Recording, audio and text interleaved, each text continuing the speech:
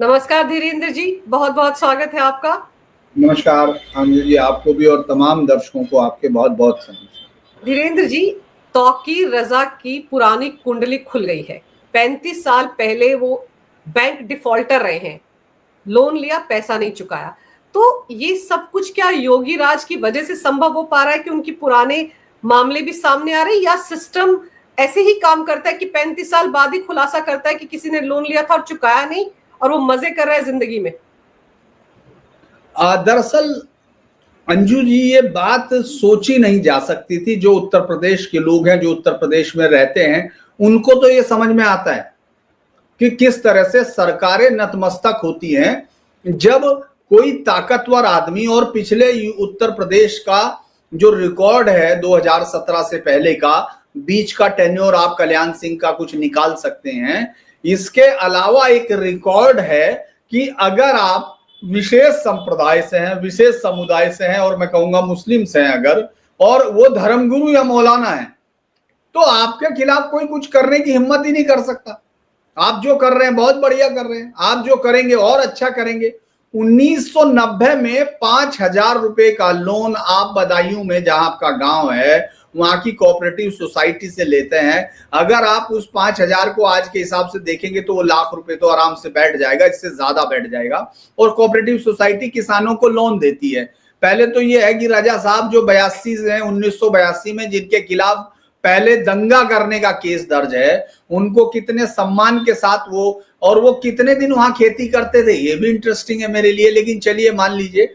और उसके बाद तब से आज तक आप जो है उस 5,000 के लोन को भूले बैठे थे, क्योंकि आपको मालूम था किसी कर्मचारी की, या उसकी गांव कोऑपरेटिव में क्या होता है, अमीन होते हैं, फिर उसके बाद सुपरवाइजर होते हैं, फिर एडीओ होते हैं। तो कोऑपरेटिव डिपार्टमेंट की हैसियत नहीं है आपके दरवाजे पे आके वो कॉर्निश करता है, नॉलेज करता है। आप उसकी क्या हिम्मत होगी वो आपसे 5,000 ले, आपने 5,000 ही लिए। इस बात के लिए कोऑपरेटिव बहुत दुखी होगा कि इन्होंने 50,000 क्यों नहीं लिए बेचारों ने, बताइए। अब मैं आपको एक कहानी बता देता हूं जो मेरी खुद की है। दरअसल मैं आपको बताऊं, तमाम दर्शकों को भी और अंजू जी आपको भी, कि मैं आप बीती बताता हूं। वो आप बीती जो दुनिया में होती है, कितने सालों तक रिपोर्टिंग की या जो किया। मैं बचपन में अपने गांव जा रहा था, तो गांव जाने में कोऑपरेटिव की गाड़ी, जीप है, चूंकि वो मेरे फादर भी कोऑपरेटिव में थे, तो उनको भी उधर जाना था। वो गांव की जो कोऑपरेटिव वाले अमीन होते हैं उसमें, यानी साल में एक दिन जो बकाया है जिनके, उसके लिए ड्राइव चलती है कि भाई जिन जिन पे बकाया उनको पकड़ के लाना है। मुझे नहीं मालूम था, हमको गांव जाना था, तो वो कस्बे वाली गाड़ी, उन्होंने कहा हमारे फादर से, जो ऐसा स्टाफ होता है कि आपको चलिए हम उधर छोड़ देंगे। अब वो अलग अलग गांव में जा रही थी, मैं छोटा सा बच्चा पीछे की तरफ बैठा हुआ, जो जीप में, पहले जो महिंद्रा जीप होती थी, और मैं देख रहा था कि जैसे ही वो जीप की आवाज आ रही है, अचानक गांव में काम करते करते बूढ़ों में जैसे हिरणों जैसी ताकत आ जाती है। वो जो हाथ में जो साननी करना जाते हैं, जो जानवरों को हम लोग वो डालते हैं घास वास, वो तुरंत ऐसे फेंक रहे थे, वो क्या नाम, अपना टोकरा, और ऐसे उछल के खोर को पार करके भागे जा रहे। मैंने सोचा ये समझ में नहीं आ रहा, और हमारी गाड़ी से 2-3 लोग निकलते, उनके पीछे भागते, फिर थक के 5 मिनट में आ जाते। आगे गया, तीसरा चौथा गांव, जहां तक मुझे याद है कुटेसरा या कुछ करके एक हमारे यहाँ गांव था जहां से आतंकवादी पकड़े जाते हैं। तो वो कुटेसरे से जो है, वो देवबंद का बहुत दारुल उलूम से बड़ा रिश्ता पास में ही है उनका। तो वो जो है, अचानक मैंने देखा कि वहां एक बूढ़ा जो है, एकदम जैसे एकदम वो हो गया, वो बेचारा अपना भाग नहीं पाया, यानी वो भाप नहीं पाया खतरे को, और वो उससे उसका पैर टकराया और वो गिर गया। तो उस गिरे हुए बूढ़े को वो ऐसे घसीट के लाए, और उसको पीछे, चूंकि मैं भी पीछे वाली सीटें पर बैठा रहता था, वहीं उन्होंने लाके डाल दिया उसके बीच में। तो वो सीट पर बैठने की तो बेचारे की हिम्मत कैसे होगी, सरकार बहादुर बैठते हैं सीटों पे। तो वो आदमी नीचे बैठा हुआ था, और मैं इतना हिल गया उस घटना से, क्योंकि जो बच्चा होता है उसको क्या मालूम है कि ये कोऑपरेटिव। तो मैंने मेरे फादर से पकड़ के पूछा, और मेरी आवाज में रुधा हुआ गला था कि ये क्या है। तो उन्होंने कहा इस पे सरकार का लोन है। तो मैंने कहा कि ये कितना लोन होगा, तो वो मुश्किल से 200, 400 या 800 रुपया होगा। मैं ये बात कर रहा हूं आपसे लेट 80s का, मतलब वो 85, 80 के करीब की बातों की जब। तो आप ये सोच के देखिए। मैंने फिर पूछा ये कितने दिन कह लेंगे, 14 दिन तक हवालात में बंद रहेगा, या तो इसके घर वाले दे जाएंगे, उसकी बच्चियां छोटी छोटी बच्चियां वो पीछे जीप के बहुत दूर तक रोती रोती आ रही थी। तो कोई, चूंकि जीप को कैसे पकड़ पाती, लेकिन वो आज तक मुझे याद है। लेकिन ये जनाब जो पूरे देश में आग लगाने की बात करते हैं, पूरे शहरों में आग लगा देंगे, अगर मुसलमान सड़कों पे उतर आए तो पता नहीं क्या हो जाएगा, उस तरह के नारों के साथ जो आग लगा रहे हैं, अचानक कोऑपरेटिव डिपार्टमेंट को भी याद आ जाता है कि साहब इनके ऊपर 90 का लिया हुआ 5,000 रुपया है साहब, वो भी वसूल करना है। अब वो 24-25 हजार शायद उसका टैक्स वो लगा के उन्होंने इंटरेस्ट बताया और उसकी कुर्की। तो इसके पीछे जो आपका सवाल कि क्या ये योगी जी, हाँ मुझे ये कहना है और इस कहने में कोई हिचक नहीं है, क्योंकि ये सिस्टम कभी ऐसे नहीं जाते, वो इनके घर तक जा ही नहीं सकते थे, उनकी हिम्मत ही नहीं थी उस पूरे डिपार्टमेंट की। क्योंकि इस देश में करप्शन की जो कहानियां शुरू हुई हैं वो भी कोऑपरेटिव से ही होती है, और पहले कोऑपरेटिव खत्म कर दिया था, इस सरकार ने दोबारा से कोऑपरेटिव को शुरू किया है, और गृह मंत्रालय में वो अब इस समय अमित शाह देखते हैं उस सारे को, कोऑपरेटिव सेक्टर को। तो आप ये सोचिए कि जो पूरा का पूरा सिस्टम है वो जब अमित शाह, वो माफ कीजिएगा, जब योगी आदित्यनाथ ने ये शुरू किया कि अब कोई भी ये जो तौकीर है इसका पूरी फाइल निकालिए, भाई ये क्या किया, तभी तो आपको ये पता चला कि इसके खिलाफ कब से शुरू हो रहे हैं, कब से 1982 से इसके खिलाफ केस दर्ज होने शुरू हुए थे, और वो भी सब सांप्रदायिक उसके। ये भी नहीं कि वो कोई बहुत धरना प्रदर्शन, पानी नहीं आ रहा, सड़कें नहीं बन रही, या इस बच्चों के साथ स्कूल में टीचर नहीं आ रहे, नहीं ऐसा कुछ नहीं। शुरू से लेके वो हिंदुओं के खिलाफ या सरकारों के खिलाफ शरिया लागू करना है, ये लागू करना है, वो करना है, और तमाम मुसलमानों के राइट। भाई आपको ये तमाम चीजों के बावजूद आप उसको इतना सरकारी मेहमान और वो दे हुए थे कि एक सरकार उसको गिरफ्तार करती है तो हेलीकॉप्टर से बुलाती है, दूसरी सरकार उसको मंत्री बनाती है, तीसरे में ये जो बदलाव की राजनीति की बात करने वाली प्रियंका गांधी और तमाम उसके साथ मंचों को शेयर करके वोट डालते हैं, वो कांग्रेस को जिताने की राजनीति, ये इनकी राजनीति थी। दरअसल योगी आदित्यनाथ के आने के बाद जो एक चीजें आई हैं, जो डिपार्टमेंट के वही अफसर हैं, भाई अफसर तो वही होंगे, डिपार्टमेंट भी वही होगा, सारे तो नहीं होंगे 90 के, तो ऐसा नहीं होगा कि वो भर्ती हुए वो सब रिटायर हो गए होंगे। भाई 90 के लोग जो भर्ती होंगे 85 के होंगे वो अभी होंगे, क्योंकि अभी तो बचा ही कितना है, अगर आप देखेंगे तो 35 साल हो गया। उसके बाद वाले लोग लोन होंगे, वो तो रिकवरी हमेशा चार्ट में चढ़ती रहती है, वो ऐसा नहीं है कि आपने फाइल में रखा भूल गए, वो आता रहता है कि किन के पास 5 साल पुराने कितने बकायेदार हैं। आपने देखा भी होगा, अगर कभी, मुझे नहीं लगता आप गए होंगे, लेकिन अगर आप रजिस्ट्री और वो कराने कभी जाते हैं तो वहां तहसील के बाहर एक बोर्ड पर लिखा रहता है ये बड़े बकायेदार हैं 10, उनके नाम लिखे रहते हैं। तो इस तरह से बकायेदारी का एक सिस्टम होता है। लेकिन धीरेन्द्र, ये मामला 1990 का है, 35 साल से मामला ठंडे बस्ते में पड़ा हुआ था। आप सोचिए कि किस तरह से उस वक्त सिस्टम और सरकारें काम कर रही थी, कितनी शय मिली हुई थी तौकीर रजा जैसे मौलानाओं को उस वक्त की सरकारों में, और उस वक्त का सिस्टम इनके इशारों पर नाचता था। इसका मतलब तो ये हुआ, देखिए आप इसको ऐसे देखिए कि 90s के बाद की दौर की सरकारें, 90s वो उत्तर प्रदेश की राजनीति में 2007 तक 1989 कांग्रेस का आखिरी मुख्यमंत्री था जो नारायण दत्त तिवारी को वापस भेजा गया था, वीर बहादुर सिंह को केंद्र में ले आया गया था संचार मंत्री बना के, जहां तक मुझे याद है, क्योंकि हम तो स्टूडेंट ही थे उस वक्त। तो उस समय जब ये लंबा समय हुआ, उसके बाद से फिर मिली जुली सरकारों का समय था। हालांकि कल्याण सिंह आए थे, लेकिन उसके बाद फिर बाबरी मस्जिद इंसिडेंट हुआ, और उसके बाद जिस तरह से गठबंधन की सरकारें आई, क्योंकि याद होगा 1994-93 का जो चुनाव था उसमें तो बड़ा इंटरेस्टिंग नारा भी लगा दिया था कि जब मिले मुलायम काशीराम हवा में उड़ गए जय श्री राम, ये नारा ही चल गया था। और उसकी ताकत क्या थी, दलित, मुस्लिम और वो यादव वोट बैंक, इसके अलावा तो फिर कुछ नहीं था वहां, बाकी सब लोग अलग थे। लेकिन उसके बाद जैसे ही वो गेस्ट हाउस कांड होता है और मायावती के ऊपर जानलेवा हमला होता है, बीजेपी के एक बड़े धाकड़ नेता ब्रह्मदत्त द्विवेदी मायावती की जान बचाते हैं, वहां पहुंचते हैं, ये तो इतिहास में दर्ज है बात। लेकिन जिस आपके सवाल का रिश्ता वहां कैसे जुड़ता है, वो ये जुड़ता है कि उसके बाद ये दोनों ताकत अलग हो जाती हैं, जातीय आधार पर बनी हुई पार्टी अलग हो जाती है, और उसके बाद सबसे बड़ा तलाश होती है उस वोट बैंक की जो उनकी जाति के साथ मिलके उसको अकाट्य बना दे, यानी जीत के मैदान में उसको बड़ा चेहरा दिखा दे। तो उसी में सबसे कीमती वर्ड कौन सा हुआ? मुस्लिम वोटर हुए। मुस्लिम वोटर की नब्ज कहां हुई? कहने लगे साहब जो इस तरह के भाषण दे कि भारत माता डायन है, या इस तरह के भाषण देने वाले जो अपशब्दों का इस्तेमाल करने वाले लोग हैं, या हिंदुओं को सरेआम गाली दे सकते हैं, उस तरह के हार्डन्ड लीडर चाहिए। वो तमाम कौन थे? वो तौकीर साहब थे, पहले से बने बैठे थे कि हम हैं। तो ये जो मुस्लिम तुष्टीकरण का एक आबाद सिलसिला शुरू हुआ, समाजवादी पार्टी हो या बसपा हो, उनके पास और कोई वैचारिक तौर पर जो एक लड़ाई थी वो तो उस आंदोलन के साथ ही खत्म हो गई जब आप मिले, फिर आप अलग हुए। तो व्यक्तिगत तौर की राजनीति में मुस्लिम वोट बैंक का और इस तरह के जिहादी माइंडसेट ने सबसे बड़ा फायदा उठाया।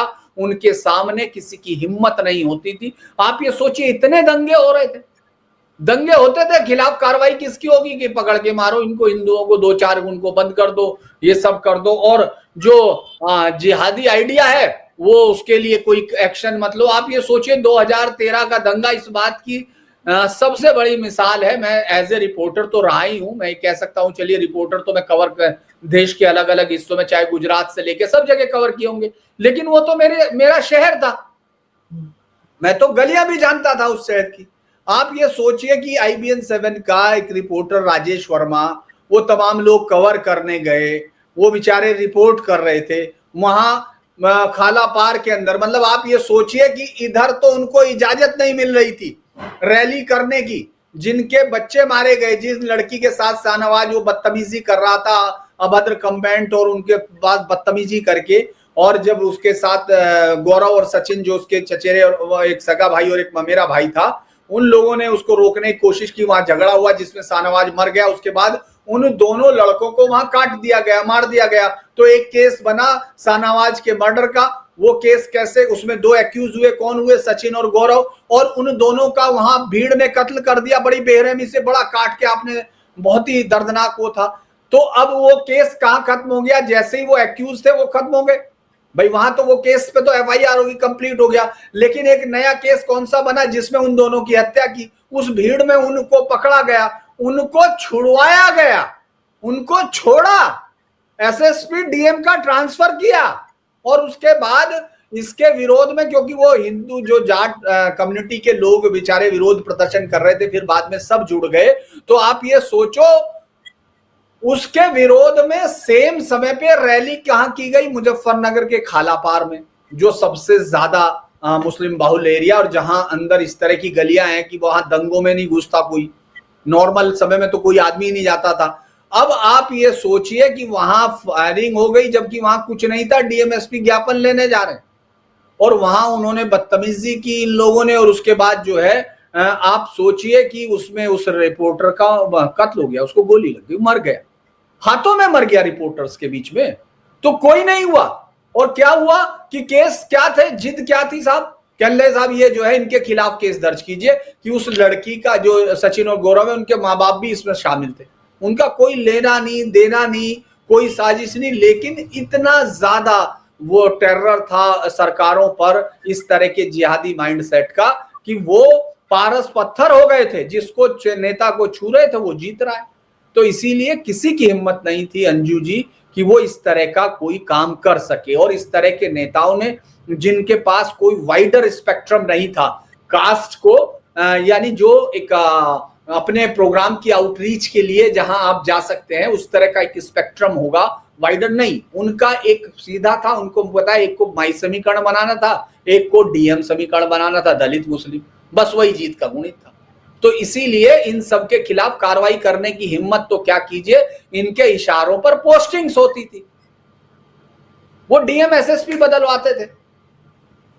भाई आप ये सोचिए, आप कैसे मुख्य मतलब एक प्लेन में उसमें बुलाया जा सकता है, हेलीकॉप्टर। आप ये सोचिए आज की डेट में कांग्रेस को रिवाइव करने का इतना महत्वाकांक्षी अभियान लेके प्रियंका गांधी भेजा गया था, जगदीश पीयूष वो नारे लिखते लिखते इतने बड़े आदमी बन गए भाई कि चैनल भी लाने लगे थे। वो लेता धरती का डंका बेटी प्रियंका और इस तरह के नारे, मतलब वो आ गई, वो डंका बजाने आई, और उसके बाद उन्होंने खूब डंका बजाया, सभी की जमानत जब्त हो गई।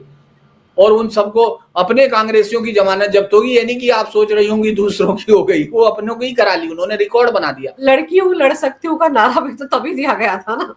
हाँ, और ये समझ में नहीं आया वो लड़ने किससे गई थी, क्योंकि उन्होंने तौकीर को साथ में ले लिया था, तो वो जिससे लड़ने गई थी उन्होंने उनकी दुकान बंद कर दी।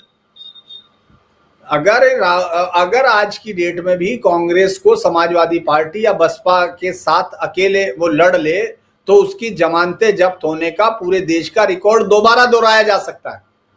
वो कभी भी कर सकते हैं, क्योंकि उन लोगों ने भी इस लंबे समय पर ऐसे जिहादी माइंडसेट को एक बड़ी ताकत दी। आप ये सोचिए दंगों की भूमिकाएं, आप ये सोच के देखिए, मैं आज भी हैरान होता हूं एज ए पत्रकार भी, जबकि हम लोग पत्रकारों ने आश्चर्य करना बंद कर दिया, इसके बावजूद भी मुझे हैरानी होती है कि दंगों के लिए उत्तर प्रदेश एक ऐसा अभयारण्य बन गया था जिसमें हर दंगे के बाद एक न्यायाधीश जो रिटायर्ड होता था उसके उसमें एक आयोग घोषित हो जाता था। वो आयोग की रिपोर्ट कहाँ है? अरे वो बन गया साहब, उनकी कोई रिपोर्ट हुई होगी, कोई होगी, सालों साल चलता रहता है। वो रिटायर्ड आदमी, उसके पास 10-5 का स्टाफ दे दिया, अपना आराम से गाड़ी होगी, घोड़ा हो गया, अपना आराम से घूम रहे हैं, पैसा जा रहा है, सरकार का जाएगा।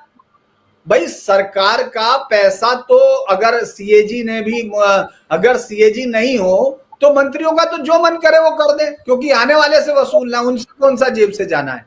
तो ये एक हालात थे जब सीएम योगी यहां पहुंचते हैं। आप ये सोचिए कि इतने लंबे बाद समय यूपी में कांग्रेस मतलब कोई सरकार सत्तारूढ़ पार्टी रिटेन करती है, और लॉ एंड ऑर्डर पर, इस प्रदेश में तो सरकारें लॉ एंड ऑर्डर पर उजड़ गई हैं।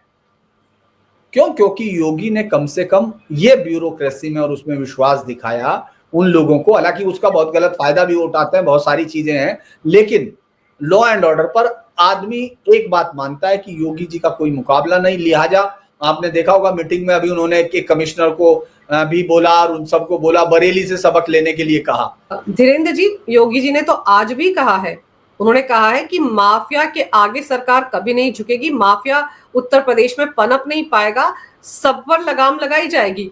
तो योगी बार बार जब ये कहते हैं कि माफिया की नकेल कसी जाएगी, उसको मिट्टी में मिला दिया जाएगा, तो फिर वो जो समाजवादी पार्टी के नेता वो कहते हैं कि संवैधानिक पद पर बैठे सीएम को ऐसी भाषा नहीं बोलनी चाहिए। तो जो लातों की बात समझते हैं, बातों की बात नहीं समझते, उनके लिए और क्या कहा जाए?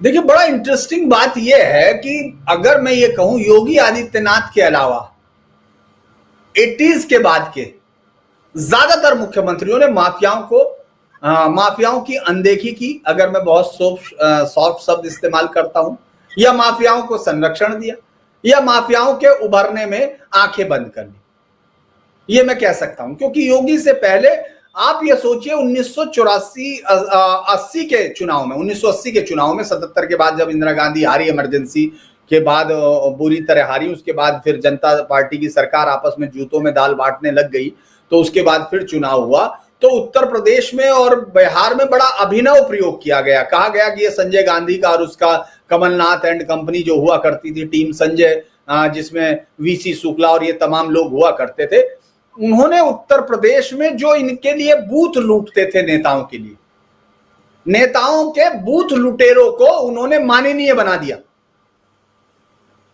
जो आज ये भाषा बोल रहे हैं, आप ये सोच के देखो, अतीक अहमद एक दुर्दांत हत्यारा, मुख्तार अंसारी शूटर, और ये ब्रजेश, ये तमाम लोग, जितने भी लोग थे, बहुत सारे हैं, अभय सिंह और तमाम, एक के नाम लेते रहिए, उसमें कोई किसी का वो नहीं है। आप उन तमाम माफियाओं को माननीय कहेंगे और आप कहेंगे एक मुख्यमंत्री ऐसी भाषा बोल रहा है? अरे शर्म करनी चाहिए किसी को इस तरह के शब्द, क्योंकि यहां तो शब्दों के अर्थ ही मारे गए। कई बार भाषा ऐसा लगता है जैसे बांझ हो गई। अगर आप किसी को माननीय कहेंगे, कैसे कहेंगे भाई? हत्यारे को माननीय कहा जाए? बड़ा इंटरेस्टिंग सा है। मैं नाम नहीं लूंगा क्योंकि वो माफिया बेचारा चला गया, अखिलेश सिंह, मैं ले भी लेता हूं। रात को हम लोगों ने एक खबर कर दी और मैंने लिख दिया माफिया। लखनऊ के होटल में मैं रुका हुआ था, वहां कुछ लोग आ गए रात में, मेरे साथ मेरे कैमरामैन डर गए बहुत बुरी तरह होटल में, और होटल का स्टाफ भी वो रिसेप्शन पे था, अच्छा होटल था, लेकिन फिर भी फोन आया कि आपसे मिलने आए हैं। उसकी आवाज भी रात का 1:30 बज रहा है, यार ये कौन आया? मैं गया वहां तो वो मैंने कहा कोई बात नहीं, मैंने कैमरामैन से कहा कि तू, उसने, वो डर गया बहुत बुरी तरह, आज तक में था मैं, तो उसने कहा कि नहीं नहीं नहीं यार वो, तो मैंने कहा कि नाम नहीं लूंगा वरना वो बाद में मुझे कहेगा कि मेरा नाम ले रहे हो, आप जानते हैं आज तक के तमाम दोस्तों को। तो अब उन्होंने कहा कि मैंने कहा नहीं तुम यहाँ बैठो मैं जाता हूँ। मैं रिसेप्शन पे गया तो बहुत गुस्से में और बहुत सारे, ऐसा लग रहा था कि जैसे चेहरे पे बहुत तनाव, और वो कहने लगे कि ये क्या तरीका है आपका। तो मैंने कहा भाई मैंने क्या कर दिया। कहने वो स्टोरी जा चुकी थी, जुर्म में स्टोरी गई थी। कहने लगे कि आपने क्या लिख दिया है, आपने भैया जी वो क्या लिखा है और वो क्या है। मैंने कहा भाई मैंने क्या लिख दिया भाई। तो कहने लगे आपने माफिया लिखा है। तो मैंने कहा यार फिर मैं और क्या लिखता। कहने लगे सब बाहुबली लिखते हैं, आप माफिया लिख रहे हो। मैंने कहा कि एक बात बताओ यार, भीम बाहुबली थे। कह रहे हाँ। हमने अर्जुन को बाहुबली कहते हैं। कहने हाँ। तो हमने कहा यार अब आप एक बताओ कि यार भैया को कहें क्या बाहुबली। तो वो कहने लगा नहीं खैर इस बात में तो आपकी बात सही है, लेकिन हमारा फोटो नहीं आया। हमने कहा कि नहीं तुम्हारा भी आएगा, जाओ। तो ये चूंकि उनको ये राइट लग गया था। मैं इस मजाक की बात को इसलिए कह रहा हूं अंजू जी, उस समय तो खैर मेरे गले में पानी नहीं उतर रहा था, लेकिन मैं आपको ये बता रहा हूं कि आप सोचिए कि भाषाओं की क्या मर्यादा है। तो वो कह रहे हैं कि साहब इनको मुख्यमंत्री की भाषा ऐसी होगी। अरे अतीत को मान ही नहीं कह रहे हो, उसके कुत्ते से हाथ मिला रहे हो। मंच पे बैठकर वो तस्वीर है, कैसे आप उसके कुत्ते से हाथ मिला रहे हैं। मुलायम सिंह यादव आप ये कर रहे हो और कह रहे हो कि साहब वो मुख्यमंत्री को ऐसी भाषा का इस्तेमाल नहीं करना चाहिए। अरे जनता खुश है, जनता को ये जनता जानती है। मैं एक बार जब सरकार गिराई गई, मायावती की सरकार गिराई गई, उससे पहले जब वो उनको बीजेपी ने बनाया था, तो मंच से कूद के एकदम भागने लगे। मेरे साथ हिंदी के एक बहुत बड़े एडिटर थे, तो मैं नहीं, मजबूरी यही है कि हम सब लोग काम करते हैं तो नाम नहीं लेंगे, लेकिन वो जब उतर के भागने लगे तो मैंने हंसते हुए कहा कि कोई बात नहीं है सर, ये यातना परिवर्तन की राहत है। सिर का दर्द पैर में जा रहा है तो इतनी देर तक आराम मिलेगा, क्योंकि अभी मुलायम सिंह आ गए हैं। थोड़े दिन बाद आपको पैर का दर्द भी महसूस होगा, तो मुड़े वापस आए और कहने लगे यार धीरेन्द्र आके मिलना तुम। तो हम लोगों ने एक दौर वो देखा है, योगी कम से कम सिर के दर्द को अगर दूर कर रहे हैं तो दूर कर रहे हैं भाई, कान तक नहीं पहुंचा रहे। इसीलिए मुझे मैं किसी पार्टी का, मैं अंजू जी इस बारे में बहुत ही वो रहता हूं, क्योंकि मैं पत्रकारिता में कभी भी कोई समझौता नहीं, मेरे सब लोगों को मालूम है। लेकिन जो चीज सही है उसको सही कहने में मुझे क्या दिक्कत है, आप मेरे तर्कों में बता दीजिए, क्योंकि मैंने देखा है, मैंने कवर किया है। जो लोग इस स्टूडियो में बैठ के समझा रहे होंगे वो कभी उन माफियाओं के सामने बैठे नहीं होंगे कि रात को आपको गेस्ट हाउस में वो मारने ही आगे, ये होटल की अलग कहानी बता रहा हूं, वहां से रात को भागे। तो ये सब काम किए हुए हैं, तो हमको मालूम है कि अंतर क्या होता है। एक अखबार के दफ्तर को जला दिया था माफियाओं ने, आप सोचिए, उस पर खबर नहीं छप रही थी। तो ये दौर हम लोगों ने, यूपी ने देखा है। इसीलिए हम लोग जब योगी के शासन को मैं एज ए रिपोर्टर देखता हूं तो मैं कहता हूं कि ठीक है, आपके पास बहुत सारे कारण दूसरे होंगे, आलोचनाओं के कारण होते हैं, सबके पास होते हैं, ऐसा नहीं है कि नहीं होगा, लेकिन कानून व्यवस्था पे कम से कम इस सरकार को, और तौकीर जैसे माफिया नहीं, उनका जिनका माइंडसेट इस देश के अगेंस्ट है, जिनका माइंडसेट सनातन के खिलाफ है और कोर से है, मैं ये बात पूरे यकीन से कहता हूं कि वो कोर से है। और जो पाकिस्तानी आइडिया रहता है, एज ए जर्नलिस्ट ये बड़ा टफ स्टैंड होगा, लेकिन एज ए अलीगढ़िया जो आइडिया है, जिसने इस देश को टुकड़ों में बांटा है, वो आइडिया जो सरवाइव कर रहा है, उसके खिलाफ कम से कम योगी आदित्यनाथ की सरकार, मैं सिर्फ योगी आदित्यनाथ को उसमें गिनता हूं, मैं बाकी किसी को इस आइडिया में नहीं गिनता। हो सकता है दूसरे मंत्री दूसरे काम में अच्छे हों, लेकिन पूरी सरकार में सिर्फ इस आइडिया को समझता है तो योगी आदित्यनाथ समझता है कि इसका जवाब क्या हो सकता है और इसका इलाज कैसे होगा। जी मन। और फिर धीरेन्द्र एक चीज और है, मैं तो कई बार ये सोच रही हूँ, जैसे अभी तौकीर रजा जब से फंसा है, उसके खानदान की जो 200 करोड़ से ज्यादा की प्रॉपर्टी का खुलासा हुआ है। अब सोचिए मौलाना तौकीर क्या करता है, कोई फैक्ट्रियां तो लगा नहीं रखी है उसने, तो उसकी आमदनी का स्रोत क्या था, सोर्स क्या था, कहां से उसने ये प्रॉपर्टी बनाई। तो आप देखिए सरकारी जमीन पर कब्जा कर करके, वक्फ की प्रॉपर्टी को अपने नाम कर करके इन लोगों ने अपने घर भर लिए और देखने वाला कोई था ही नहीं। दरअसल जो वक्फ का पूरा मामला है, ये इस देश का बहुत बड़ा चक्रव्यूह है, और ये इस देश के लिए दुर्भाग्य है कि जो पाकिस्तान से हिंदू छोड़ के भागे जमीनें बड़े बड़े, वो यहाँ से क्या भागे होंगे जो छोड़ के, जो वहां से संपत्तियां।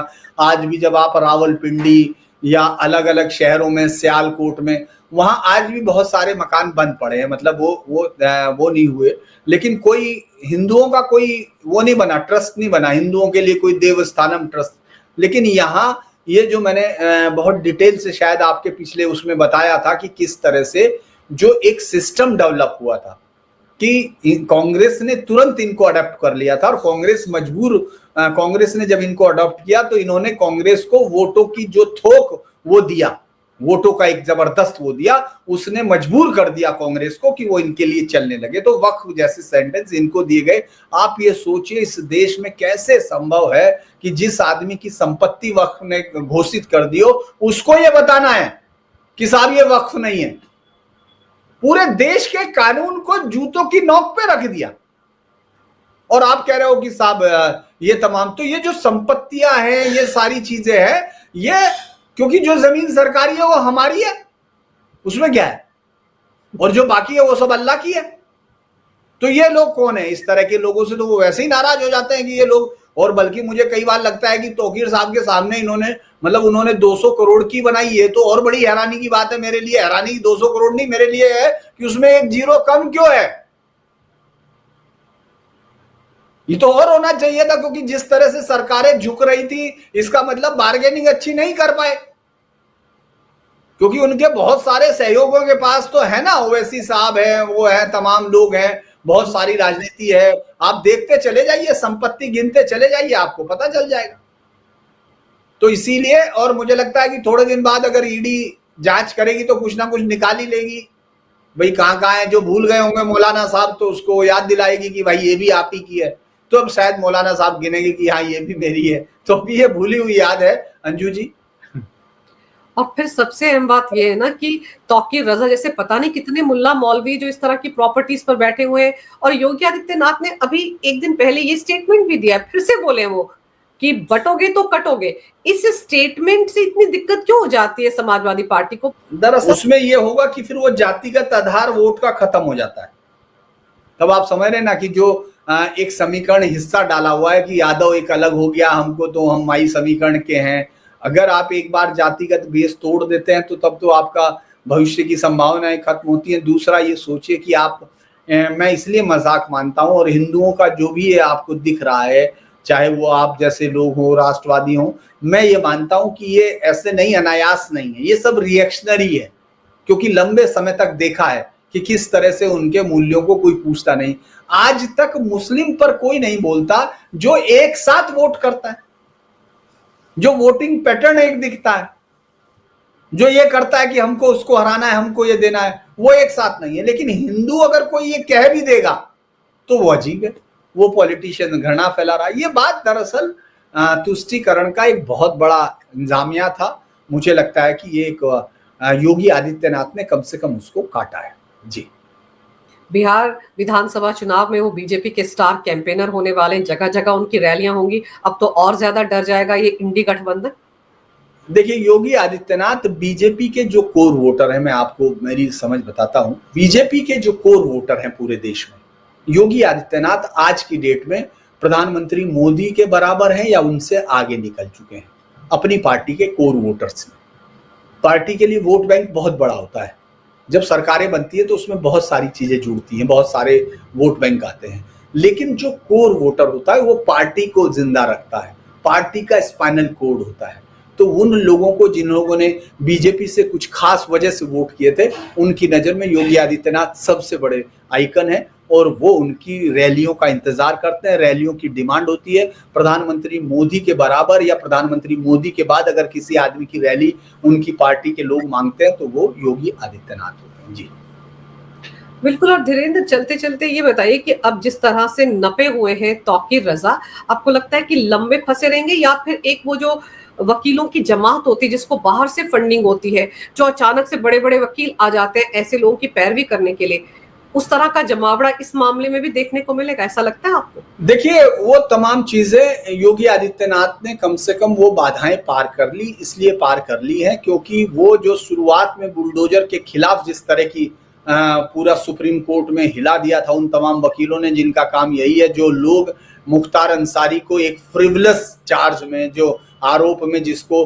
चंडीगढ़ जेल में, मतलब वहां पंजाब की जेल में रखने में कामयाब रहे, क्योंकि सरकार है और कानून की मदद के नाम पर, संविधान की मदद के नाम पर एक माफिया डॉन को उसके अंजाम तक नहीं जाने दे रहे थे, वो लोग तब बहुत चिल्लाए थे। उस चीज ने योगी को एक रास्ता दिखाया था। सबक सीखते हैं हर आदमी, एक राजनेता या हम लोग लर्निंग प्रोसेस में रहते हैं। उसके बाद से उन्होंने ऐसी कोई गुंजाइश नहीं छोड़ी, ऐसी कोई लाइन नहीं छोड़ी जिससे वो बेनिफिट हासिल करे। जमानत हो सकता मिल जाए, लेकिन जितने लोगों को इकोनॉमिकली तौर पर वो ध्वस्त कर देंगे उनकी वापसी नहीं है। जी बिल्कुल, जिस तरह से करोड़ों की संपत्ति पर बुलडोजर चल चुका है, उससे तो उभर नहीं पाएंगे तौकीर रजा। लेकिन अभी तो 5,000 के लोन का मामला सामने है। मुझे लग रहा है आने वाले दिनों में कुछ और लोन के मामले भी सामने आएंगे। अभी तो शुरुआत हुई है, लेकिन ये योगी का हंटर है, इससे बच नहीं पाएंगे तौकीर रजा जैसे और मौलाना। आपने समय निकालकर इस विषय पर बहुत ही अहम जानकारी मेरे दर्शकों को दी धीरेन्द्र, इसके लिए आपका बहुत बहुत धन्यवाद। नमस्कार, जय हिंद। जय हिंद।